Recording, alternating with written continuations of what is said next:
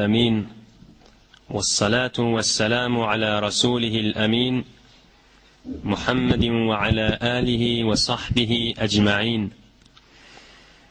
اللهم وفقني لبيان ما يحتاج الحاضرون إليه وما يصلح أحوالهم. خداي تبارك وتعالى همامن taat ibadetlerimizi, duaya hayırlarimizi fazl-ı keremi bilen kabul etsin. Bir şek oturuşumuz, bir meclisimiz, avadan meclislerden Huday yanına ve Resul yanına mübarek celiselerdendir. Huday Teala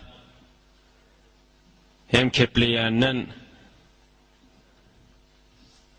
din uğruna Kur'an'dan, hadisten, ulamaların keplerinden aydayını oturan ve hem de onları eşteğin yerlerden hemmesini özünün rızayeti için, Huda için etsin. Her dağda ihlas gerek, Huda için etmek gerek, Huda için kıyımlamak gerektir. Tayin ki arkasına peyda alınacak bolsa, Hudaý nekerde heýti bir ibadet bolsun, her bir qawlat bolsun, ol ihlas bolmasa, Hudaý üçin niýen zat bolmasa, o ýöne guri boş bir zat bolup galýar. Hudaý Taala ihlasdan aýyrma bolsun. Wagt berildi, ders aýdyşylsa, ders öwredilse, bir towar feriştele ba diye mahsus şolardan çirim gezip badiye yerin yüzünde. Aham gezip berişine görýän bolmaly, falan yerde, falan mescitte hemmesi gezip ýalyda. Şejerek wagt we ya ders we ya öwretme we ya öwrenme we başga ýoldaşlaryna da habar berip gelin isläp beren adamyny tapdyk diýip getirýän bolmaly. Hudaý Tealaga aýdylýan kepleri, öwrenilýän zatlary, öwredilýän zatlary habar berilýän bolmaly. Hudaý Teala aýtjak, näme üçin ola beýle üýüşdiler? Fakat senin rezayetin üçin. Kepleyän adam minbere çykypdyr, näme üçin çykypdyr? Eger Hudaý Teala'dan çürim bolmany, başga her zatdan çürim bolýan bolsa, Hudaý saklandy, ol özüne ziyan bolup düşýär. Eger ihlas bilen uğralsa, hemme zat, hiç bir zat ýöwde durmaýan bolmaly. Şu ihlasy özümizde döretjek bolaýlyň, Hudaý Teala'dan diläýliň. Asly matlaba henüz barmaqa ihlasın bir beter muhim zatdygyny, Hudaý üçin gymylamagyň muhim zatdygyny bir hikaye bilen aýdaýlyň, o asly matlaba bar eýli. Kan kerwan haja gaşyn uğramaly bolupdyr. Hac wagty gelipdir. Bilen içinde bir däne kerwan hemmesi arbap bolmaly, han bolmaly. 20-30 nefer öz başçalarına bir däne de gullukçy tutunup kargerleri nahar bişiren, düşüren bular gözden bolmaly. Bula ogryýala qysgatsek gurrungy Harameyn Şerifin Mekke Medine bila ýetdiýär barýala. Indi bir kerwan hemmesi arbap, han adamla yol boýunda o sadaja adam oýnap barýala. Mekke barallarına bir arbapla yankıca sadaja adam aýtýarlar, sen git tawafyny et, Safa Marwan arasynda ýort, oham gel zatlary saklandy, har bişirmädir, oham biz gitjek tawaf etmäge. Bolýa, yankıca sadaja adam gitýär, tawafyny etýär, 7 gede Käbäň daşyndan aýlanýar, ibadetyny ýerine ýetirýär, Safa Marwan arasynda ýortýar, gelýär. Am gelenne bila aýtýar, insan oturup tada bir gitjek tawafımızı edecek, Safa Marwan arasında yoğurtacak. Bolya bu oturuya zatlarda saklamalı, naharda pişirmeğin uğruna düşmeli. Yankı erbapla gitdiyeli, tavaf etdiyeli, Safa Marwan arasında yoğurtdiyeli. Böyle üç bir oturuyeli, henüz gelmekeli barmalı yerlerine. Nämetsek kamşa sadece adamı bir oynaylın diye. Näzir oynsak, näzir urqowany ya ağlatsak ya güldürsek, onu birinin fikrini bir zat düşüyor. Her gaysimiz elimizde kağıda yazaylın, beraatun minen nar, ottan azat deydi. Ottan qutorugly, necat tapan. Böyle 20 nefer dava, nefere bir kağıda yazdırılıyor elleri bilen yalandan. Beraatun minen nar, beraatun minen nar, ottan azat, ottan azat. Hen tenkbam diyecekler de aynı bark bana. Tamam. Başlarından hay palani sen kağıdın aldın mı? Ne hemen kağıdı? 7 gecek tavaf edenden sonra kabul olsa bir kağıt geliyendir. Kabul olmasa kağıt geliyen nedir? Bu benim kağıddan haberim yok. Bu benim kağıdımız var ya.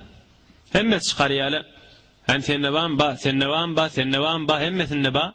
Beraatun minen nar, ottan azat deydi. Bu adam ne hemen kağıdı? Onu 7 gecek tavaf edenden sonra her kimin kabul olsa Huday tarafından kaçan kağıdı da abi diyelim. Hay gözünden yaş aktırıya, möngürüye, oğruya abi. Hudaya bana ne vermedin, men irsini kem ettim kam. Mahtum ol hoş olsa, aksa didem yaş olsa, imanım yoldaş olsa, barsam Kabe'ni görsem. Kabe'nin taşından aylanı veriyor ağlap. Hudaya men näme etdim kam, men iresinde kem bolly kam, men kağıdım näme gelmetsen tarapdan de. Aylanı veriyor. Eline bir kağıt düşüyor mu? Men aldım kağıt deyip bir de yoğurtya oraya. Üçmelege bariye, hay men aldım kağıt diye bulan hem mesela urra galya yokurik ba alacak adıma debi. Gel adım kamman açısından. On kağıdı alıp şu zamanın ulukon alimlerini köküdiyeli hemmeti kasam içiyeli şu kağıt Huday Teala tarafından geliptir deyip. Delil näme Huday Teala tarafından gelelligine? Şu mahal bir kağıda men ayamı şmal bir zat yazılı olsa şunu ortada koysak bana kök gelse size ters geliyor. Kaptalına kontrollara ters geliyor. Size köklesek bana ters geliyor. Kaptalına kadar ters geliyor. Emme yankın eline düşen kağıda beraatun minen nar ottan azat yazılı. Birci dene yazılı. 10 bolup taşınaylan közleğinde 10'sını da kök geliyor molşa kağıt. Birci hat öldü. Arkasına aylasan yine şu hat bolmalı. Ters aylasan yine şu hat bolmalı. Hem kişinin gözüne dengeleyemem öyle birci dene yazılı. Yine ihlasın et yani işi. Huday için bağrın verip halis olsa evine zat durmayan olmalı. Biz Huday Teala'dan dilege değilin. Öz ibadetlerimizde, amallarımızda, vaazlarımızda beriyenle, eşdiyenle hemmesi Huday için edilse nef'i, peydası arkasında bolyan olmalı. Geleylin aslı metlebe. أعوذ بالله من الشيطان الرجيم قالوا سمعنا فتى يذكرهم يقال له إبراهيم نحن نقص عليك نبأهم بالحق إنهم فتية آمنوا بربهم وزدناهم هدى. Huday Tebarek ve Teala Kur'an'ın näçe yerine feta diyen kelimeni getiripdir. Yaş oğlanlıydı, cavanlıydı. İbrahim Peygamber'in de getiriyor. Ashab-ı Kehf'de getiriyor. 6-7 tane cavan oğlan Dakyanusyan zalim padişahın zamanında bula bizim Hudayımız şu Huday yerwen yaradan nip ayak üstüne durupdurlar. Şeyda kana keweğe gaşin gitiyele qara gaşin. Qawlat bildiriyor şu dostlam. Dünyanın yüzünde yeköjödüňde bolup qalsaň imanynda qaýym durmalygyny bildirýändir. Şolaň hemmesi de innehum fityetun amanu diye jawan oglantylar imanlary batdylar. Aýak üstüne qalakany qaýym durupdurlardy. Qysgarak geçeýliň وقالت هيت لك قال معاذ الله. Züleyha Yusuf'u çağırıya, Züleyxa'nın otağına qafı qulpluqlu bärik gelip Yusuf aytya Hudaý taklahyň. Bir de jawan wagtynda Resulullah sallallahu aleyhi ve sellemin 4 tane betertip halifesi var. Ana medinetus sidqi ve Ebu Bekir'in babuha. Ana medinetul adli ve Umaru babuha. Ana medinetul hilmi ve Osmanu babuha. Ana medinetul ilmi ve Ali'yun babuha. Sedaqat eyetidirin men. Sedaqat şehridirin men. Hazreti Ebu Bekir Siddiq şanqafıdır. Adalet eyetidirin men. Adalet şehridirin men. Hazreti Ömer adaletin qafıdır. Yumşaqlık, haya, şerm eyetidirin. Haya şehridirin men. Hazreti Osman'ın qafıdır. Ve ilm şehridirin men. Ilm eyetidirin men. Hazreti Ali radıyallahu anh qafıdır. Yine bir dördüsünün özek görýäs. Dördüsü de Resulullah sallallahu aleyhi ve sellem'den yaşlar kiçi, bula da jawan wagtlaryndamyşdy. Hazreti Ömer radıyallahu anh Resulullah arka olan wagtlarynda 28, 29, 30 yaşlary. Hop, şu jawanlar Hudaý tebarek ve taala Kur'an'da da getiripdir. Hulefai Raşidin Resulullah sallallahu aleyhi ve selleme arka bolupdyrlar. Geleýin öz zamanymyzda. Şu zamanna dumulluşdan her zamanna da var dünýäň iki bölek adam var. Keşmekeş zol, fermanberdar naferman, fermanberdar naferman. Hudaýyň diýen etýän, diýen etmeýän. İki türlü adam var. Şulada zol keşmekeşde ölerdi. Bir tawarlary din uğruna, Hudaý Taala'nın buyrugyna dep şonu ýaýratmaň uğruna, bir tawarda şonu ýykmaň uğruna.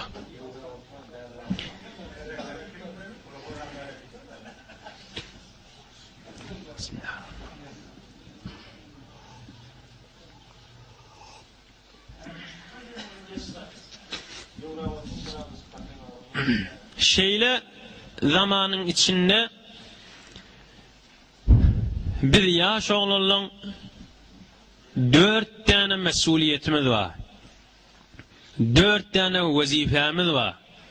Vakt bolluğuna vara inşallah yeke gider. İslam kısı şenaht, derk, fehm, tanımak, düşünmek, Hudaya, dina, peygambara, İslam'a biter muhimdat. Evvelin bizim boynumuzdakidan din uğruna Hudaý Taala, peygamber, Kur'an, din, İslam şuları hükmen tanıymalı. Tanımak amallan muqaddemdir. Bir az zahmet çekmeli, önçak bilmi, ilmi özümüzde koyacak bolayalım. Öz halığımızı ovudan tanıyalım. Hudaý Taala'nı uluqolluğun qow düşünsek, bizim halığımızdan qow düşünsek, tamam mahluqatlı gözümüzde kiçi görüner. Hemme harekatımız Hudaý için bolar.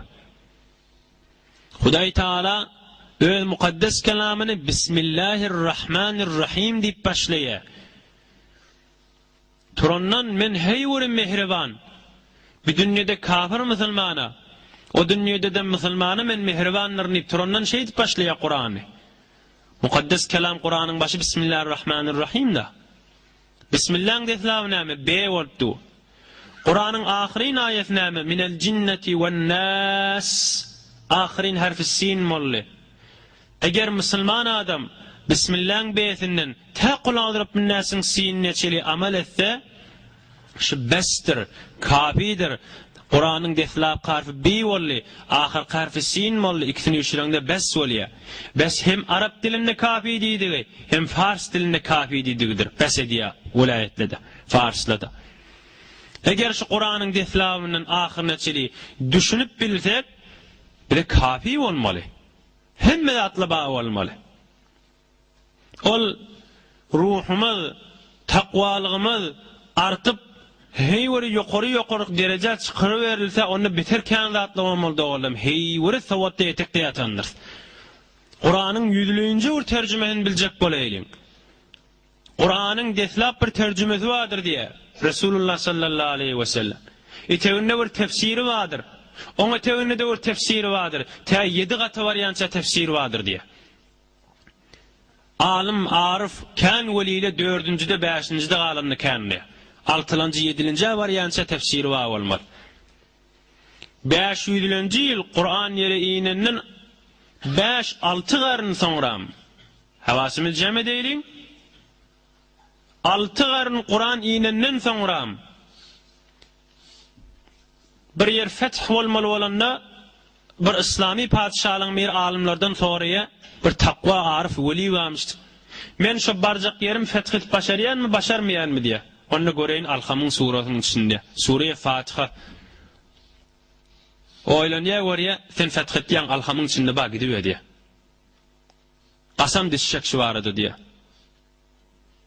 Qasam içiyen Alham'ın içinde de şu vurrun ba sen de gidiyor feth et diye aytışyan. Şu zaman içeride tamam leşker kişiyle olya Hazreti Ömer'in zamanından şu zaman içinde feth olup başarmaya. Sultan Muhammed Fatih.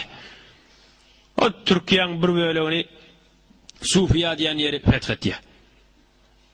Şu tada şu alimden sonra da Alham'ın içinde ve Alham'ın manasının içinde bir daha öğrendim. Emme ilmin olup, takvalığın olup, arası olup, üstüne artı verse heyvere zatlı kan olmalı içinde. Deslap ilmimiz arttırayın, Hudayı tanıyayın, Huday Teala'nın mehrebanlığını düşüneyin de oğlum. Zunnun Misri diye Mısır'da o alimlan, ariflan miri Nilyan akarsuğun kaptalına duqa bir genzat görüptür. Bir içyan Fars'la kejdum diye, akrab diye Arap'la. İçyan suğaşın yortup bariyan. İçyanla suğa girmeyen şekilde.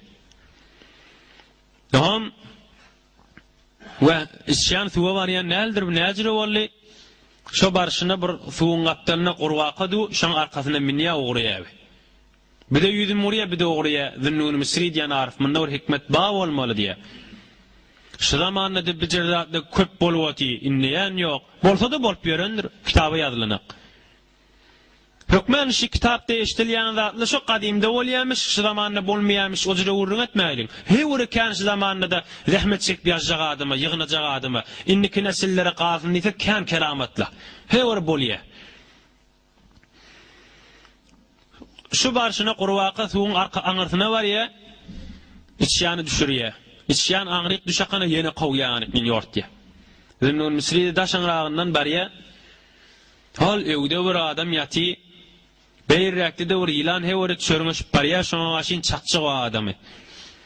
İçyan da şu barışına ilanın kuğuluğundan menip kellesine varıp, çaka ilanı hayallat diye öldürüye. Zunnun Misri du daşan rağından vezzet, ve o yatan oğlan bir arif olmayacağım, veli olmayacağım, bir kerametli pir olmayacağım. Huday Teala bir kudret menen beni beyt sakladı. Bariya görse ağzından su akıptati, ağzı vurunup isi, heyvori porsi, bir cavan oğlan arak çıptır, vakt geçenak mes yıkılıp yatan. Yavaş öğüdüne geliye, Turya yukarı görse kaptanına öz zamanın in kolkon velisi ve Zunnun uyanına, Zunnun Misri. Day neymetçen bilmeye yok otur ve diye. Kaptanındaki ilanı öde diye görüye, gıygırıya dirim kadiye öyledir diye. Tamam bolan zatları ait diye. Ey doğanım, Müslüman doğanım, Huday Tebarek ve Teala'nı fikret diyor, şiyagdayda vaktimiz şeyle bizi saklavati. O cavan oğlan öz yanının fikirleniye. Eğer men bidatları epberip de Hudayi adam olup da din uğruna zahmet çekyen olsam näjire bolmaly men derejem diýip de Zünnun Misriň şagirdi bolup wagt geçmäke ulukon ariflerden bolup mariz bolsa şoňa elçi bermeli, doga etdi, dikdurýa gaýdy berýärdi. Hudaý Taala mehribandyr dogallam, Rahmanir Rahimdir. Bir azyjyk çäwelenmelidir şu ýolda. Bir azyjyk çörüňeşmeli, bir azyjyk ylgamaly, benden maňa bir gaş ýakynlasa, men bir gez ýakynlaryn diýär. Benden maňa ýörüp gaýsa, men ýortup ılgap gaýdaryn diýip aýtdy. Ne beýle mehriban Hudaý Taala. Sahih hadis var. Bir jawan oglan tövbe edenler Hudaý Taalaň hoş bolşuny düşündirýär. Hewara hawasymyz jeme deýliň dogallam. Bir adam kebir yer, çöl yere gitse, hewara quraklyk birji diyeti var, diyetinin üstünde qoşu var, zat, ulayla tuşe diye. Başka işleri yok. Ya da bir yerde yatsa, uyqa girse, turya, görse diyeti gidiptir, tapmaya. Aylan dolan tapmanı çöl yerde evvela yoldaşı yok. Yekice diyeti vardı, onun üstünde qoşu vardı, hemmeti yok ne? Tapmani ve helak bolacak o mennip.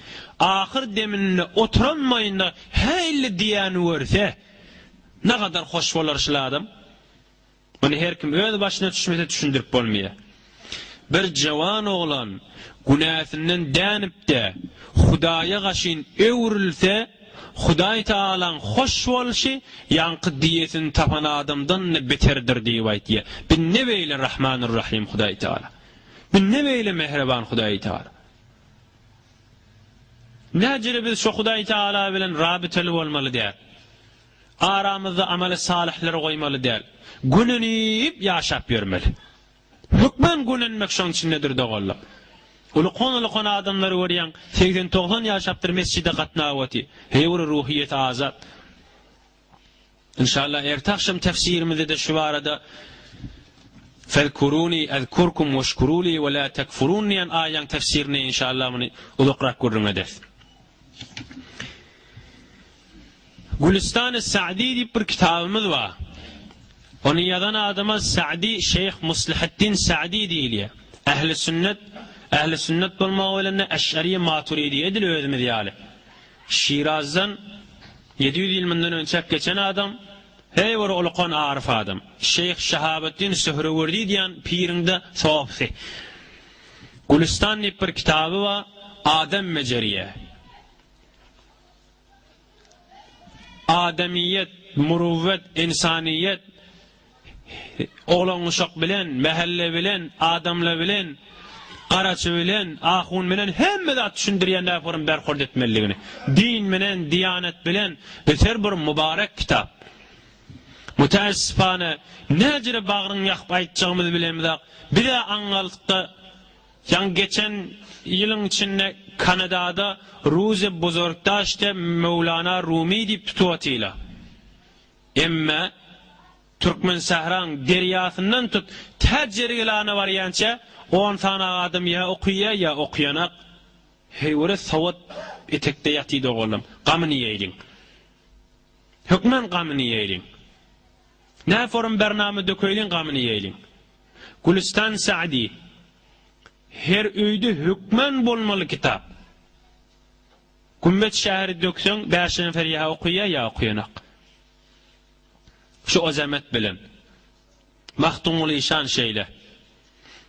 Köne kitapla bolsa bolandır, täze Jabbarawyn Tahir el haty bilen asli Mahtumul işandyr diýen niýet bilen ýazyp çykdy başyndan aýak. Her gaýtymyzyň öýünde bolmak gerek bula. Adam mejeriye, edep beriye, zenana olan uşakdan, hemsayadan, bidatla da yok, velerini görüp tutsa. Hulasa şu Gülistan Sa'diýiň içinde bir gurrun aýtdy. Bir ariftan soradım diye bir ulukon pirden adam haçan balygy bolýa diýdim diye. Haçan yetişýär. Balagata yetişýär diýdim diye. Onda ulukon pir jogap berdi diye. Adamlar aýtýar diýipdir kitapda 15 yaşa varsa, 16 yaşa varsa, näme bolsa, gyýza oglanyna şu öz bilýän alamatlarymyzy aýdypdyr. Ýöne asli baglyk bolmak bidäldir diýipdir. Asli baglyk bolmak başga zat diýipdir. O da näme? Ve suret ademi şut qatrey ab keçel ruzaş qarar ender rahim man ve gerçel salara aqlu edep nist be tahqiqaş neşayet ademi khan onna olaýdypdyr çynnan balyk adam deslava nutfe bir taksellul spermatozoid diye Ejan rahminde Hudaý Taalaň kudreti bilen terbiyet bolýa, oglan bolýa, yaqyd bolýa, 9 ay ya az ya kan ejan içinde bolup dünýä gelýä, ýene Hudaý Taalaň perweriş berip bir hatda baryp gurrun etmäliň şeýle ulalýa we gerçel salara aqlu edep nist be tahqiqaş neşayet ademi khan bir wagt balyk bolýa özüne gerek zadyny bilse, edebi ba bolsa şonna. Emme 40 ýaşa barypdyr. 40 ýaş mysal tutulýan 40 ýaşda adamyň jismi tekmil bolýan wagtda 40 ýaşa barypdyr. Edebi ýok, ahlagy ýok, berhordy ýok. Öz zinanasy bilen näfurum berhord etmekligini bilen akyn edilem.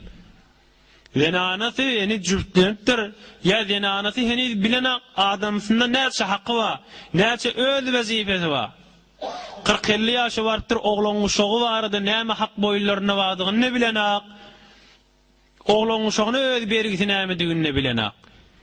Bu adam heni de balyk däldir diýipdir. Balyk bir wagt bolar, akly, ilmi, edebi bilejek bolsa diýipdir. Cavan merdiyyü lütfest ademiyet hemin nakşi hayulani mependar şu insan ra ne başet fezlu ihsan çe ferqaz ademi ta nakşe divar insaniyet bolmaly muruvvet bolmaly ilm bolmaly Adem diýäniň 1 metr ýarym qat 2 metr ele ýakly gözli agdy burly däldir diýipdir. Eger ýanky zatly bolmajak bolsa, o dizi seralyň öwlerine bir nakşa çekegler geliberiň be fermady bir adam waksi. Şoň menen bärki adamyň parky bolup bermez diýipdir. Ilmimizi bir az ittilaatymyzy din uğruna gerekli adamyzy artdyrylyň dogallam.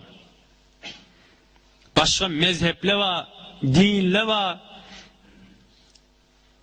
Paris'ta Ulukon Bimaristanyň kapitanyna bir pezeşk Bimaristanyň çykyp gelýän 11 musulmanyň meri ýülegönden keyin telleti zat ba bolmaýçam musulmanyň bilip ol pezeşk tükdermiň menen gurrun etmäge durýar. Gurrun etýär edafa jogapdy tabanak bärki musulman ay biziň dinimiz hoşgrak kan beter jogap bolup bilmeýär diýär ýanky musulman. Onna ýanky pezeşke garby aýtýar, jana sene öz diniňden habaryň ýok adam bolmaly. Şu Bimaristanyň üstüni gör diýär. Sen tebege Bimaristanyň üstünde bir gurrun ýazagly meýdan 3den merine nahar goýy. 3den merine suw goýy. 3den merine boş goýy demrahat çekersiň. Muhammed ibn Abdullah şondan nakl bolupdyr. Peygamberimiň aýdan kefini ýazyp goýupdyrlar. Ulukon Bimaristanyň üstüne. Ola peygamber diýär, danışmand adammış. Käwre diýen adam, ilmli, akylly adam geçipdir diýip, ola şoferme diýip aýtýarlar. Sen diniňden habaryň ýokany diýipdir. Öz dinine dille öýrüppäň diýipdir. Dinimizden habarymyz bolaýlyň. Bir azadyk artdyraýlyň ittilaatymyzy. Näme bolýar kemçilikden bolýandyr. Adam garnyda boş bolsa ziýandyr. Adam kellesi akyllan boş bolsa däli bolýar, o da ziýandyr. Mahzen ilmden boş bolsa o da ziýandyr. Hemişe kem getirer ýörer. Iktisat da gerek. Garny doýar ýaly. Akyl da gerek, däli bolmar ýaly, defek bolmar ýaly, zynjyrlanmar ýaly. Ilm da gerek, ak ýoluny tanyr ýaly. Biz İslamyzy dinimizi, Hudaýy, Qur'any, peýgamberi, kitaby, şeriaty muamelede bolsun, etiqadda bolsun, berhortda bolsun, reftarda bolsun ýerine ýetirip bileýliň dogallam. Elhamdülillah şu mescidde her şembe bilen seşembe bernamylary bar. Damyllaryň bir gelýe. Gerek dağıtlaryny öwreni bermeli, ulkan nimettir. Sonra vermeli, billigini aydarla, bilmeteli ustadlarından istifade et kaydarla, kitaptan gözlep kaydarla. Gerek başka mescitlerde de koymalı şicre bernamylar. Ne özüňiz agram düşer, ne damyllalara agram düşer. Heftede bir gece. Kan koyacak bolsaňyz heftede 2 gece bundan arttırmaň. Batym kalmaga sebep bolar. Kitapta aýtýar, bir çelek suwa bolsa beýik ýerde. Çelek suwy ıňdarakany dökseň şodurşyny. Yere suw dökülýä, yere ziyan edip bilermi? Etmez. Sement de olsa ziyan etmeýär, hiç da ziyan etmeýär. Emma şo çelek suw etejigini deşseň, şo suw damjalap dursa, etekde sement de olsa deşilýändir. Ağda çykdan goýaýlyň, hemişegi bolsun eserkan bolar. Muessir bolar. Gyza-gyz bilen birden başlasa, basynda galsa, dewam bolmaýar, eserde kan bolmaýar. Yankı bernamalardan hatdan başka mescidin döwründen de dogallamyzy görünýär. Yankı bernamalardan goýjak bolaylyň. Tabistana çeli ýene 2 ay ýarym 3 ay we ordy 5-iň ahyrynda damylarla tätil bolýar. Şoňa çeli bir 2 ay 3 ay goýmaly. Tabistandan sonra arada gola ýene başlaýbermeli bernamalar. Şu mahala şu bolup barşa adacık ayında nigari etip görsek kan uğurda dogallam. Yeke zahmet çekeýin. 50-60 nefer olatyz, elimizden näme gelir, näme gelmez diýen gurrun etmäň. Qabili himmetdir insan, himmetini tut bolan. Himmetür rical tehtimul cibal. Adamın gaýraty dağı deşip döwýärdir diýip aýtdy. Yekejaňyzyň gurrun edin. Bu malky 50-60 nefer olatyz. Yekeja adamyň gurrun edin. Tamam şumal danışmentli, İslami danışmentli. Zindigi namasını okuyup görýän adam gowy ulukun şäherlerde dünýäge gelen ýa-Allah, her bir çölle, çarwada, bir owaçlygyň birine dünýäge gelipdirler. Okuyup zähmet çekip dünýäni sarstyryp atýarlar. Kafirlerde sarstyryp atýarlar, musulmanda sarstyryp atýarlar, ýeke adam öwredip duran. Kitaby bilen, ilmi bilen, zähmeti bilen bir türkmen sahra aňyrty berdi görünip atýar. Bir jeneferiň ihlasy başarýar bulary. Zol ruhiyemiz zayıf ol kitonu bolmar. Elhamdülillah köhimiz zatis yaş vaktimiz hemmem. Gözden, kulaktan, ağızdan, burundan, ayaktan, elden näme güçlüysen de Hudaý Taala nesip etdirdiginden ba. Näjele ol yaşmal. Diploma etmeliň, lisans diýmeliň, fowq lisans diýmeliň, doktora diýmeliň, tahassusy diýmeliň. Tamam ilmlere yetip dinden habary ýok. Aýdy öti gelip hemme medregin ba hunjan. Näme näzir basrein bilemek din uğruna da adamı diye. Yine insafı başladım. Yine çından imanı başladım. Yine medregim diyor, yine din uğruna zat bilemek diye. Icre olmalı değildir. Cahiliyet bir yer alsa, o iyiydi uğur olmaz. Şu mahal camiamizin bolup barışı bilen. Yankı beter de mahtum oluşan, men öz nazarım elbette. Hatta aramızda savatlı, roşan fikir doğallamızda kânir din uğruna gaýgat diyen, camianın savadını gaýgat diyen, men öz nazarıma mahtum oluşan, sofallayar, Gülistan Sadi, Bustan Sadi, ne tariqadır şöyle dersi olup camiamızda olsa, yine 20-30 yılın camiamız ovadan molar. Hükmen ovadan molar. Bolor mukam, bolmor mukam ip vermeyelim. Şi savatlı yayradıp bilsek, camiamızı rubera edip bilsek. Gösterdi formasına. Beherhal geçeylin ikinci metlebe. Eslakı bizim vazifemiz şenaht bolli, bilmek, düşünmek, yerine yetirip fehmetmek, almak, öz mehzenimize koyup da alımızı arttırmak. Ama ikinci mesuliyetimiz bilen zadımıza amel etmek, İslam danışment gerektiğimiye, bana alim ahun gerektiğimiye, danışment, alim ahun bilen, tamam eğer bolsun, amalı kaptalını bolsun diye. Amal bolmasa, hudu Kur'an'ın öğüdünne, eşeğe mengzet diye, kemeselil himar diye, metni Kur'an, eşek yağlıdır öyle. Bir yerde kemeselil kelp diye, it yağlıdır diye. Amal olmasa, elhamdülillah, öğüdümüze gerekçe adı çalaca biliyaz. Amal etmeli, rubera etmeli. Hacı Abdullah Ensari diye, bir ulukan pirlen meyri, bir kulu varmış, teyze kul satın alıptır. Kullukçudan çireyim, kıyıkırak düşündürtek Müslüman kafir vurşiye, onlardan tutuluya, esir oliye. Esirin ukuşyanı yolu var, ya azad ediliye, yoxuda şu vurşallan arasında imam payliye, başta hakim. Şuna bir yerine yetiye. Sonra bir, şu kafirliğin eseri olansan şey diliye. Azad etsen de beter soğabı kan.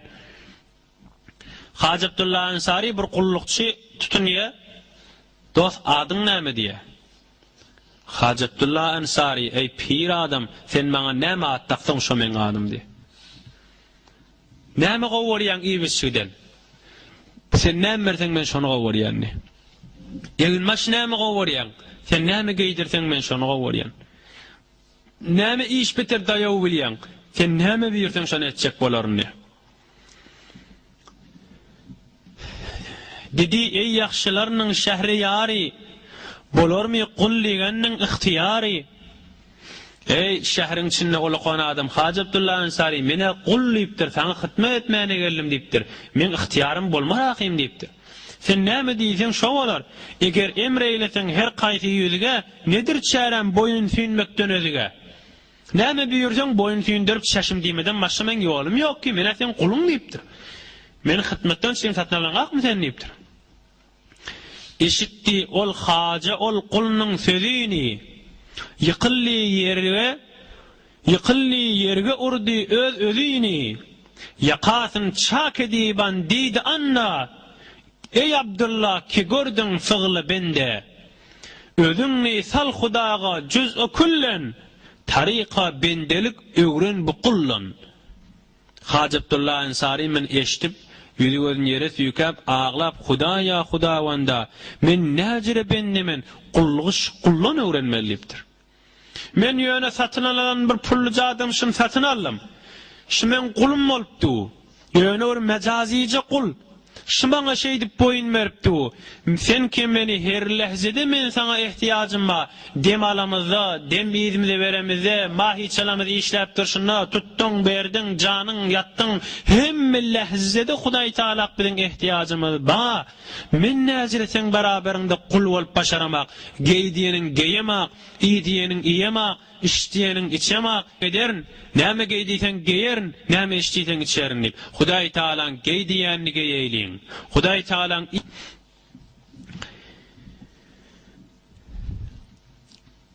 kitabı özek görsek,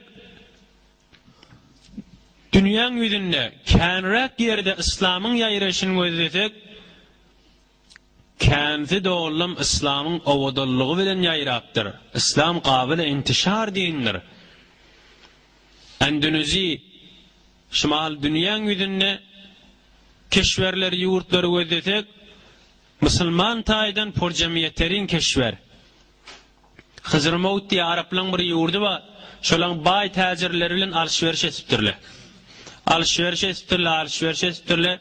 Bir tacirle de Müslüman tacirmiştik. Bilyen de adına amel etyen tacirmiştik. Ol Endonezi Müslüman bolmaka. Bulara aydıptırlar sizin dininiz ne amay? Onu dinimiz İslam birliğinden düşündürüptürler. Derrev Müslüman mı oluptur Endonezi'nin bayları, tacirleri? Kan Endonezi'nin yerinde şolan arkası bilen yayradı deyip ya. Öz amalımız bilen Kur'an'ı tefsir edeylin doğullam. Camiamiz camiye İslami yetecek boleylin. Hazreti Resul-i Ekrem dünyadan geçenle Medine'de Hazreti Ebu Bekir Siddiq, Hazreti Ömer Gazi koyuptur. Bir yıldan sonra Hazreti Ömer radıyallahu anh Ebu Bekir Siddiq'ın yanına gelip aydıptır, men Medine'de gazi olacak değerliyiptir. Ebu Bekir Siddiq radıyallahu anh aydıptır. Ey Ömer Faruk, Resulullah'ın şehri, sahabalardan näme gördün beyle? Sen Medine'de qadi olacak ya diýetin. Onda Hazreti Ömer Faruk näme cevap beripdir? Ey Ebu Bekir Siddiq, ey halife Resulullah sallallahu aleyhi ve sellem, bir ýyllap dile asan bir aýdyljakken azjyk fikre deýliň. Bir ýyllap Medine'de qadi bolup oturdum.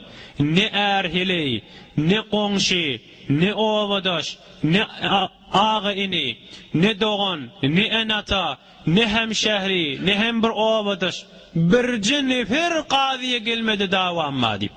Bir ýylyň içinde 12 ay, 4 faslyň içinde. Her kim öz hakyna razy. Her kim öz hakyny ýerine ýetirjek. Halkın hakkını berjek. Sogap yerde kömekleşecekler. Günah bolsa kömekleşecekler. Başartman bir alqaljaklar. Ola qaziye ihtiyacı yok. Meni başka yerik yolla deyipdir. Ey hidayet yıldızı, ey Allah'ın Resulü, senin sevginle kalbim dopdolu ya Resulallah. Ayet yaşaları olgu tutunan diye. Yüzün bir olup bolsa da ola qanzat. Telefon vurupdu. Ayallygyň meri adamy menen gaýnatam kepleşenak. Däde ol bolup düşýärdi. Adamy menen gaýnatam kepleşenakdy. Nämeden şirim kepleşmeýärler? Näme etsem diýärdi? Doga etmelimi? Ya siz doga etmelimi? Ya bir ýoly barmy? Nämeden şirim kepleşenak diýende näme diýär? Ol näjiri günimiz bardy. Hemmämizden mehabbetlikdik. Arak bir miktar pulluştu, hiç gaýtymyz bir-birimiz bilen kepleşemedik diýip aýtdy. Bir miktar pulluştu, dünýe geldi arak, indi hiç kim hakyny bitirenak diýär. Ne oğul oğul yer dedi, ne ata ata yer dedi, ne gelin gelin yer dedi. Näjire ýagdaý bolmaly? Näme jogap bermeli Hudaý Taala? وَالْتَفَّتِ السَّاقُ بِالسَّاقِ إِلَى رَبِّكَ يَوْمَئِذٍ الْمَسَاقُ Ayrıljak bolup iyinjikde bir-birine wurlup duqa, ayrıly dip iyinjikler danp gatýarny, gözlerini ýymaýlyň, agzlaryny daňaýlyň dip ayrıljak bolup duran adam ruh Hudaýa gaşyn uçup gider diýip aýtýar Sure-i Kıyamatda. Suwardym abi nimetten dişiňni, hani aýgylmaňa kılgan işiňni, seni bu kadar nimet berdim, näme etdiň diýse näme jogap bermeli? Hatta gal haklymyzy ýerine ýetirip bitirelin. Bir bende enata oğulgy ayallygyny şaýat kan aýtýan bolan wagtlarda kan ayallygylary eziyet berýän erkek dogollaba jurumdyr hewara. Gaty jogap bermeli bolar Hudaý Taala. Ayallygyny edafa biziň hakkymyz ýokdur. Büyür başarýan bolsak öz zenanamyza büýreýin. Zenanasy ba, mutahhil adam. Zenanasyny aýdyp bilmeýän kefin ayallygyny aýdypty. Zenanasyny büýürmeýän zadyň ayallygyny büýürýär, beýtmäýin. Bejeridat bolmasyn aramyzda. Evvelin ýaqyn adam ki ýötama. Mehabbetimiz bolaylyň biri-birimizde. Mehabbetten daşgaryda öz İslamyň goýan bir kanunlary bar, bir haklary bar. Şonu riayet etsek hiç bir zat ýogum. Ýaqyn Medine'däki urun bolup düşýär. Dawa boljak ya. Şu mahal datga barıp görün. Asan kafından girip bolanak. Gün-günden artyp barýar. Oğul ata hemmesi ýaqyn. Erheley, iki dogan, ayallygan, erkek dogan, atoğul bir zat. Hulasa din uğruna eger gerek zadymyzy bilip de amal etsek iki dünýede ýüzümiz ak bolar dogallam. Kıyamet gününe yevme tebyazzu vujuhun ve tesveddu vujuh metni Kur'an. Kıyamet gününe bir tovar yüzle ak bolacaktır, bir tovar yüzle ürt qara bolacaktır diye iki dünýede yüzümiz ak bolacak bolaylyň. Azajyk 5 günlük dünýede bir az gelişik bilen, ya awodallyk bilen, ya mal bilen, ya qowmy hiç bilen, ya içer bilen özümizde näme qadyp özümizi ýitirmäýliň. Ya azajyk dünýä ara gelenne öz wezifämizi ýene bitirip gelýliň. Şeýdik gelsek hem Huda ýanyna, hem Peygamber ýanyna iki dünýede saýid bolar, hoşbaht gününen adamlardan bolar. Bir Urupaý hewr sawatly adam bir kitap düzüp şonna aýtdy. Musulman bolup durýar. Elhamdülillah henize musulman bolýan ba. Hudaýa gaty şükür etýän tamam musulman bolýanny aňyr baş basawad adam. Bir sawat pakyra tärsüp edip şu galypdy dininiň içinde. Zähmet çekse, şunu gaýgysyz aýdan, men tässup edip aýdymak dinimizde. Gaýgysyz aýdan. Bir jibin üstüne ya bir toytaňa üstüne bir bolenku goý dünýä gaýlan gyýgyr bermeli. Heýse bir sawatly adam. İnsafı ortağa koyup, vicdanı ortağa koyup, dilleri tahqiq etse, qasam içýän, şek edip ýörmäň İslam'a gelecekligine. Hewr arkaýyn bolun. Bir çarwajy fikrimiz var. Dünýä ortağa geldigiçe, elim terakki etdigiçe, teknoloji öwe geldigiçe, İslam jogap bermejek ýanyk, musulman nimäge utanajak bolýan, şuman meselem Urupa bardak berimiz, sen näme aýtdyň musulman nimäge utanmaň. Men İslam dinine, Peygamber Muhammed sallallahu aleyhi ve sellem, Rabbim da Allah, men kitabımda Kur'an dip arkaýyn aýdagan. 200 milyon ýylla ýene dünýe gitse, meselen ferzan kıyamet teniz bolmasa, yine de İslam sattersep cevap berip gider. Kur'an'ın öz koyuluşu inna nahnu nazzalna zikra ve inna lehu lahafizun. Metni Kur'an Sure-i Hicr onun ördülen paran başı. Kur'an'a iyi verdim, saklajaktırın özümde diýip aýtdy. Bir adam dilleri bir emet göreýin imtihan edeýin diýipdir. Bir hakikat aýdylýan kep, taassup ýüzünden aýdylýan kepde dogullam. Bir Tevratı qızıl suw bilen ýazypdyr. Yahudileň kitaby. Bir İncil de qızıl suw bilen ýazypdyr. Bir Kur'an'y qızıl suw bilen ýazypdyr. Ýöne üçüsini de ütkedipdir. Tevratda ýazanny asli Tevratdan ütkedipdir. İncilde ýazanny aslisinden ütkedipdir. Kur'an'da ýazanny aslisinden ütkedipdir. Tevrata Yahudiler elçipertir başından ayak görtürlü qowdat jaýda ber beter daşda bolanda atdy gurrun. Ha bir dine din bolmady men ütgetdim onu bilip tuğla kedipdir. İncil'le ýazdyr. İncil Mesihilere vertir ütkedip qowdat mukaddes kitap zähmet çekipdir. Jaýda ber munna temjid etip gullap zat beripdirler. Müslümanlığın arasında getirip yankın verip de başından ayak geçmeke derrew tutup zından oklaptırlar. Onda näme? Sen Kur'an'ı tahrif etjek bolýanmy? Bunu tahrif etip başarmarsaňyz diýipdir. Eşhedü en la ilahe illallah ve eşhedü enne Muhammeden abduhu ve resuluhu diýäkany musulman bolupdyr. Son Hudaý Taala öýde aýdy Kur'an'ı iyi verdim. Ve özünde saklajaktyryn diye kıyamete çeli yaşullaňyzdan eşitýänsiňiz iňçeler diýipdirle üzülmez diýipdirle diye üzülmeýäniň içinde boljak bolaylygyny dogullam. Hewr iňçelip barýasmy Resulullah aýdan keby. Ahir zaman iňçeljek, din uğruna ähemmiyet berýän azaljak. Kur'anyň fakat haty galar, amaly galmar. İslamyň fakat ady galar, amaly galmaz. İslam bir adam tutacak bolsa, köz tutan yanak boljak. Tutsa elin yakıp barya, koysa da sönüp barya. Kamil amel etjek bolsaň elin yakıp barya, amal etmesen de sönüp barya. Emme bir tovar adamlar ta kıyametçili üzülmän gitjekdir. Şu üzülmeýärlerden boljak bolaylyň. Ta bir nefere barýançady. Birje 7 nefermişdi ki Ashab-ı Kehf. 7 nefer 7 tane jawan oglan. Yok gaýyn durýalyň hak dinimiz diýipdirler.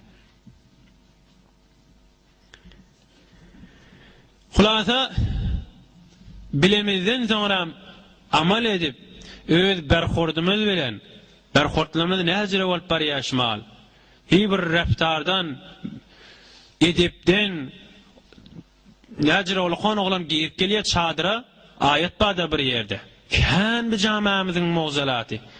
Salam aleyk yok şu dışını giriya oturuyor. Tarigeliliğini ne bilen aktem, köynegeliğini ne bilen aktem. Heniz gelen adamda eşmahal giyir oti.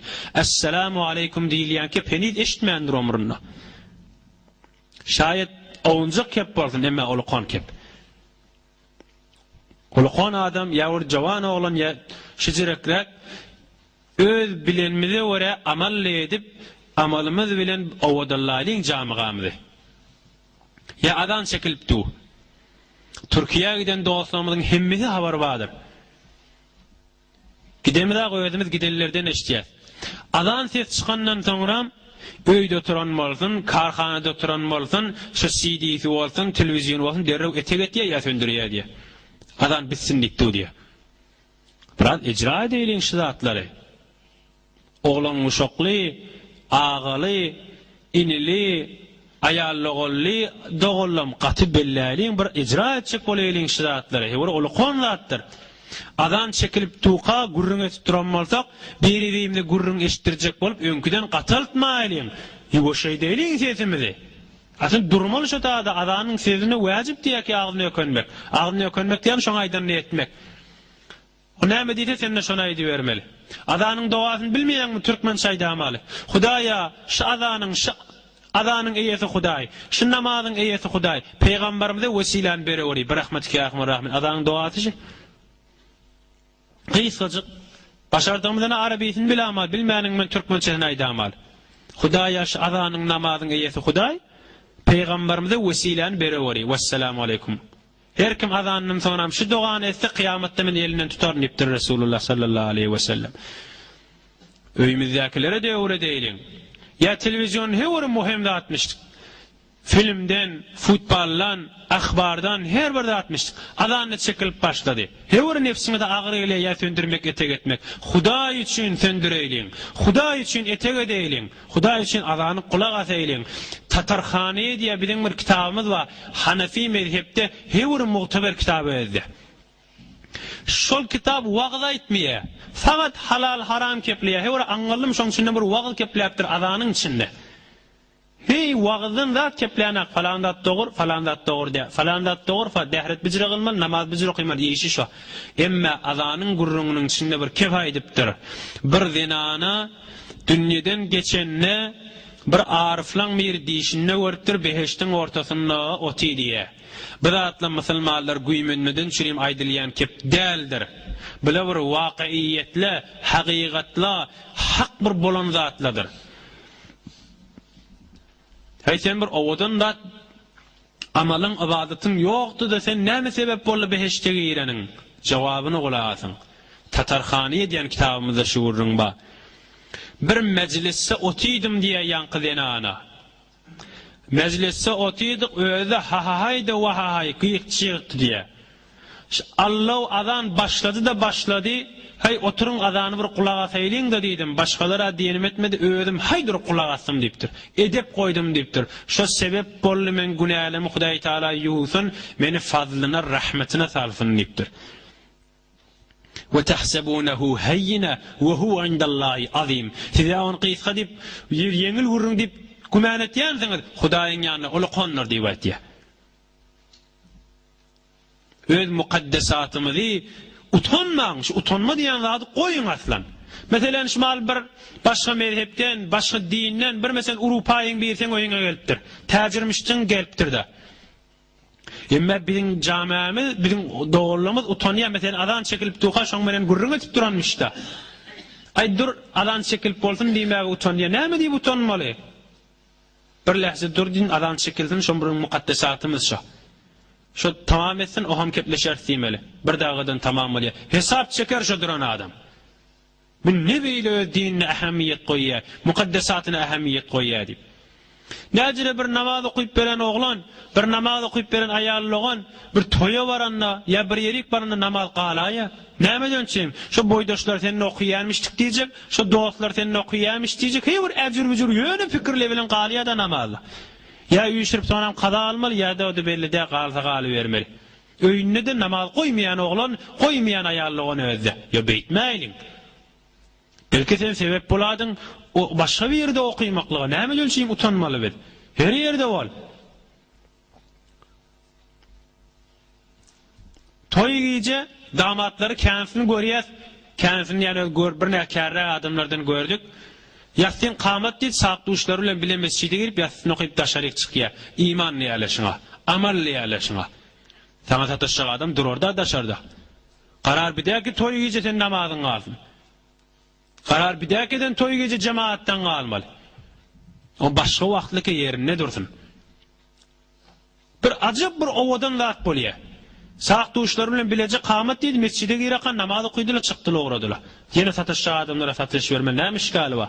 Naga hesap çekenler, dostlary diýip, mihmanlar diýip, şonu görelli diýip. Sattersetde okuyan okuýmaýanny begenenler şoňa etýän işine, galbyna iman ba adam bolsa,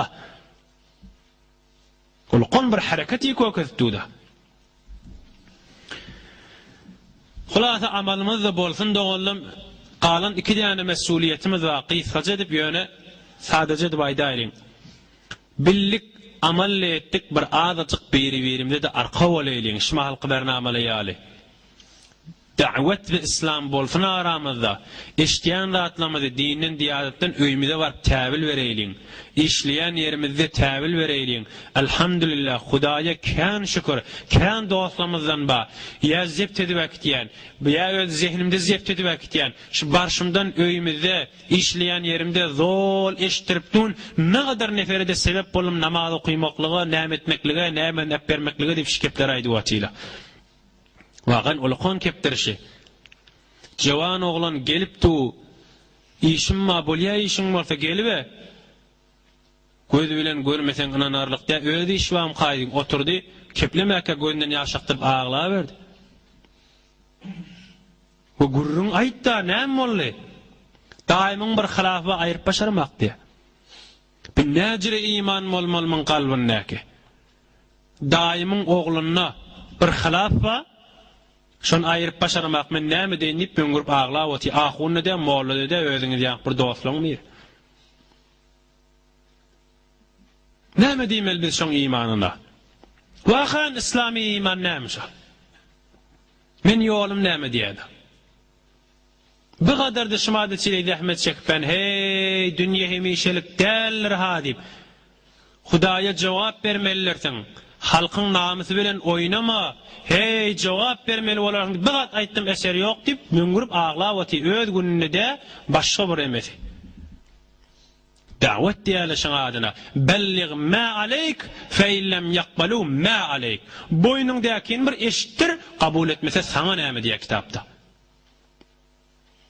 Boýnuňdakyny dostuň bolsa hükmen bilýändirsiň näme ýol bilen barmalygyny, teşwik de bolsa, tehdit de bolsa, ogluň da bolsa, doganyň da bolsa, hem saýaň da bolsa uğrun bilip barjak bolmaly. Uğrun bilip barsaň kän ewe düşmeklige sebep bolar. Bir azaçyk hadım bolaylyň dinle. Hudaýdan diläliň, Hudaýa menne hadymlardan bolaýyn. Meni de özüňe kul tutun, meni özüňe hyzmetkar tutun diýip.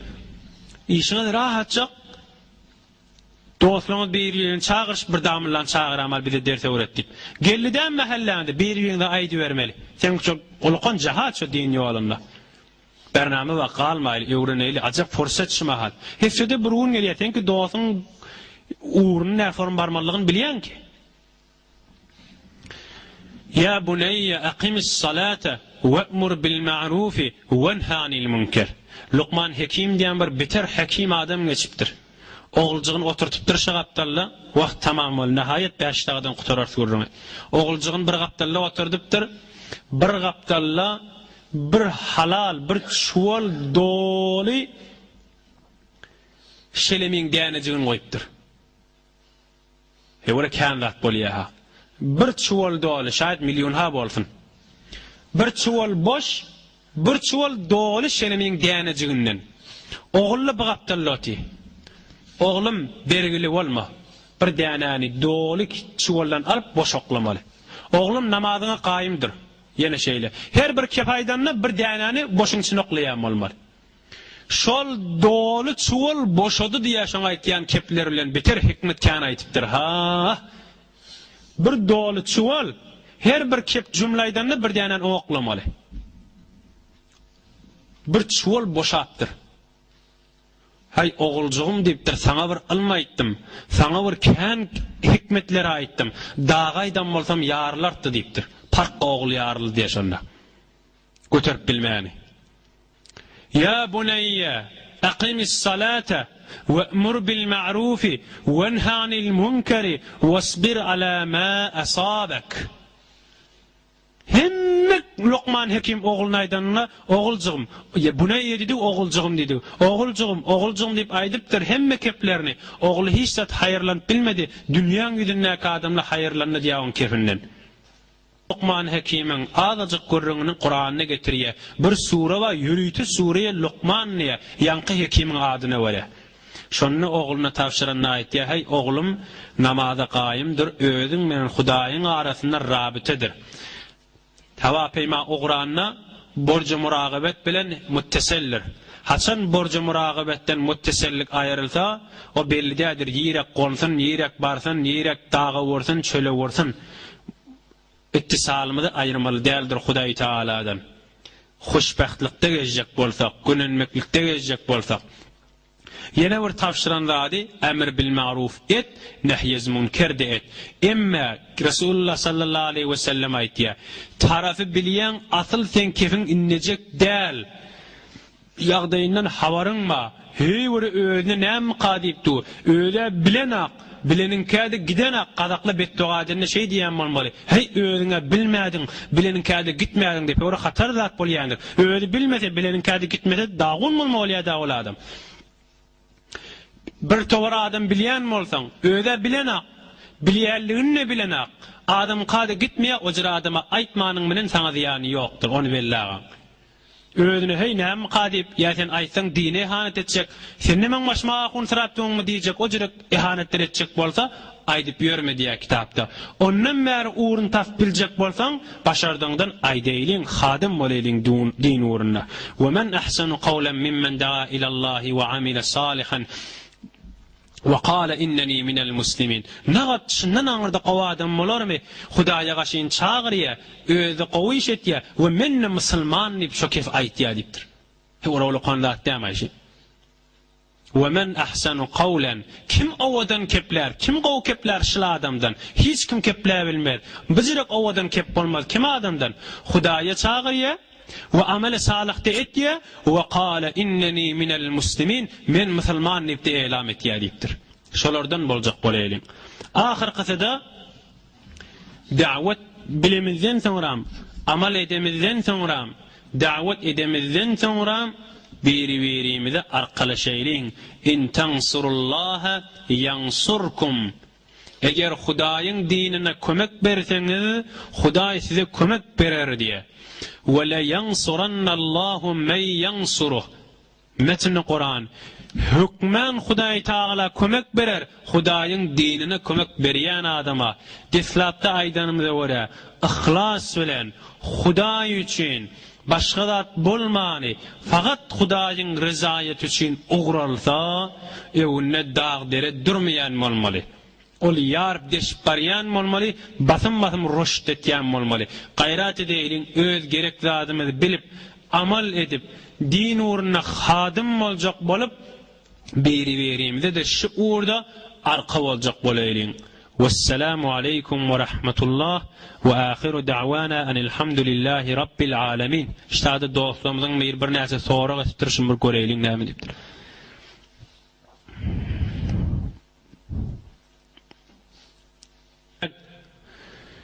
Cevabı amadelerrağını inşallah berer. Hanafi mezhepte kitapta görüşümüze göre alat-ı musigiyle bilen pul alınsa şun näme? Ebu Hanife radıyallahu anh bilin merca taklidimiz şun fetvası yankı zatlan hayti veri bilen gurrun edilip de tarafı pul verilse ve bir näçe yerde gurrun edilmeye ki bağışıda cazı o näme yok. Bu da gurrun edilli hesabına el-mağruf kel-meşrut Hanefi mezhebin kanununun miri. O da bilye pul vereceğin gurrun etmehede bir de şertin içine giriye.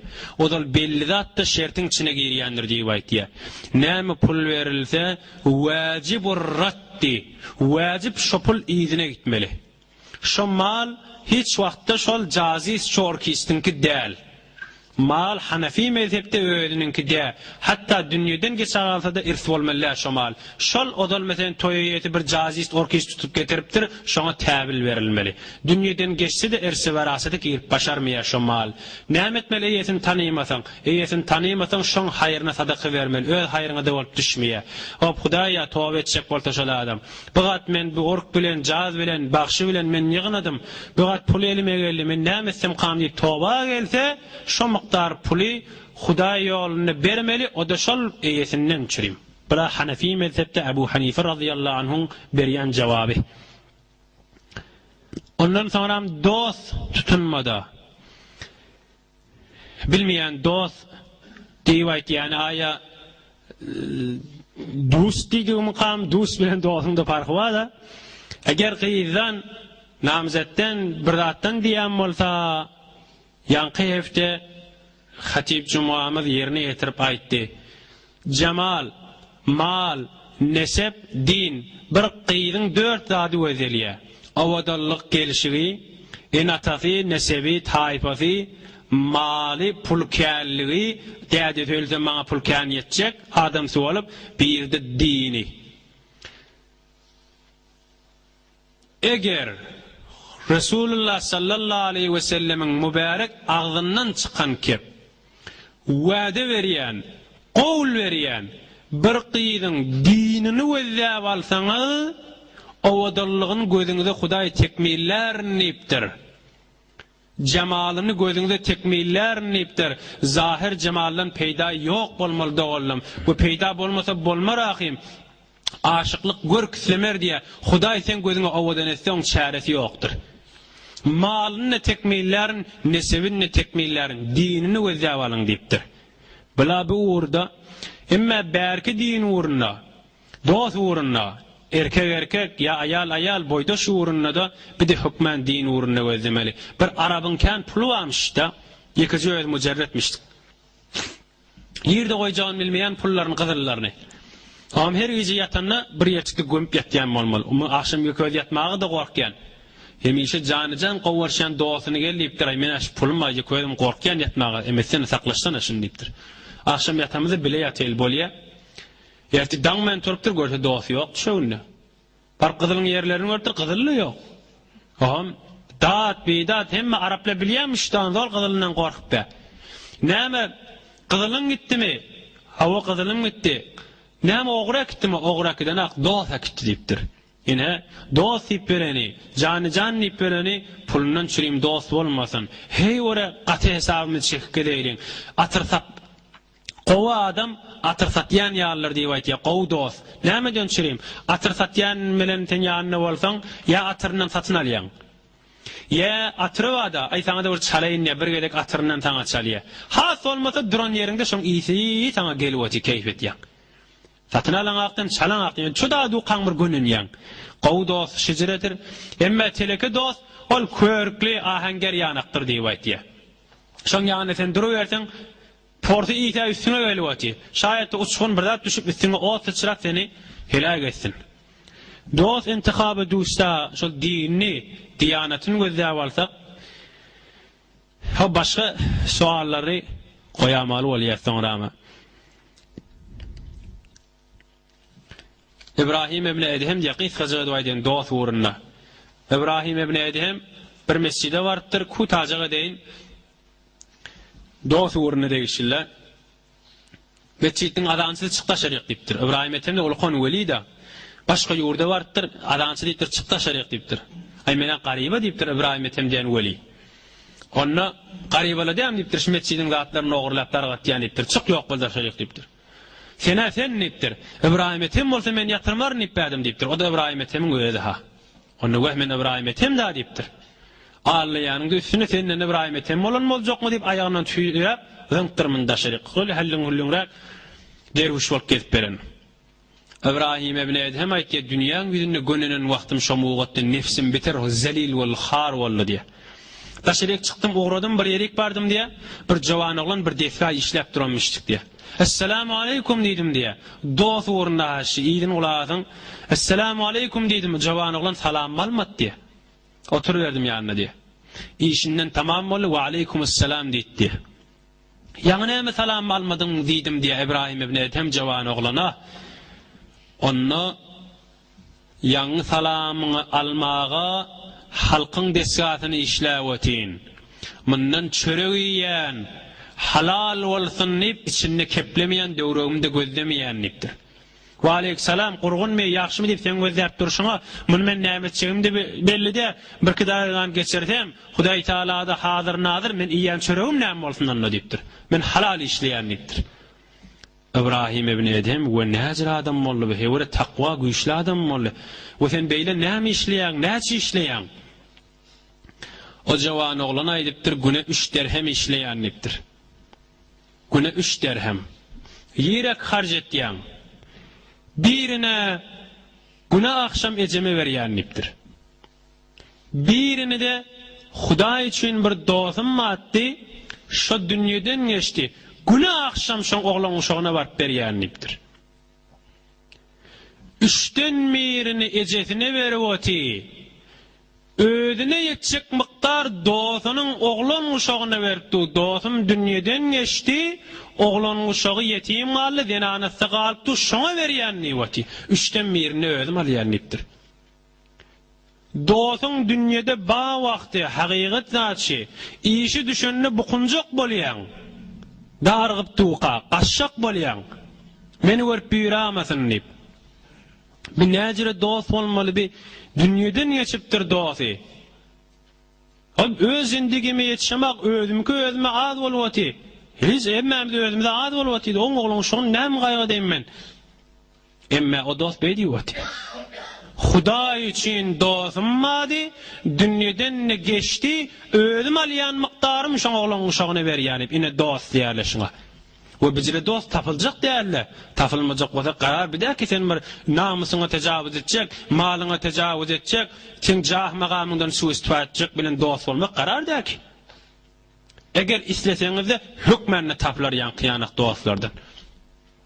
El-ahillâ'u yevme-idin ba'duhum li ba'din aduvun illel muttaqin. Kıyamatta tamam dostlayıp berelle birini düşman bolar, meger takwa olup dost bolallah. Vesselamu aleykum ve rahmetullah ve ahiru da'wana enilhamdülillahi rabbil alemin. Bir elhamd kul huvallahu okuyalım, izninden inşallah tahirle dua edir. Allahümme.